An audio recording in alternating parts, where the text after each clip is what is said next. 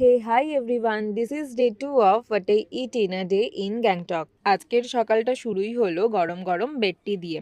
তারপরে তো ফ্রেশ হয়ে নিয়েছি আর এখন যাচ্ছি ব্রেকফাস্ট করতে। ব্রেকফাস্টে আছে গরম গরম লুচি আর তার সাথে আলুর তরকারি। ব্রেকফাস্ট তো কমপ্লিট আর এবার আমরা বেরিয়ে পড়েছি। আজকে আমরা যেহেতু সাইট সিনগুলো কভার করতে যাব তার জন্য। অনেকগুলো স্পট ঘোরার পরে লাস্টে আমরা আসি এই মন্দিরটাতে আর সেখান থেকে বেরোনোর সময় আমরা সবাই মিলে খেয়েছিলাম গরম গরম চা।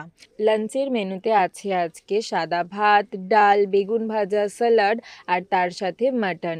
মাটনটা খেতে কিন্তু ভীষণই টেস্টি হয়েছিল আর খুবই নরম ছিল। তারপরে তো আমরা রুমে গিয়ে কাকু কাকিমার অ্যানিভার্সারি সেলিব্রেট করলাম ছোট্ট করে। তো তখন আমরা খেয়েছিলাম একটা করে পেস্ট্রি আর আমরা এই পেস্ট্রিগুলো নিয়েছিলাম মিউ অ্যামোর থেকে আগের দিন।